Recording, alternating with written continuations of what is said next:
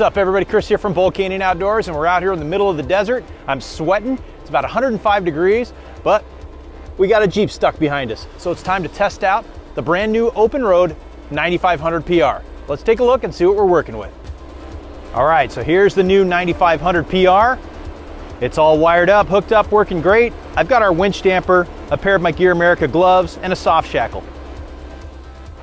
Right over here, we've got a Jeep Wrangler. That's stuck to its axle. We got some good recovery points on it. So what we've done is we've brought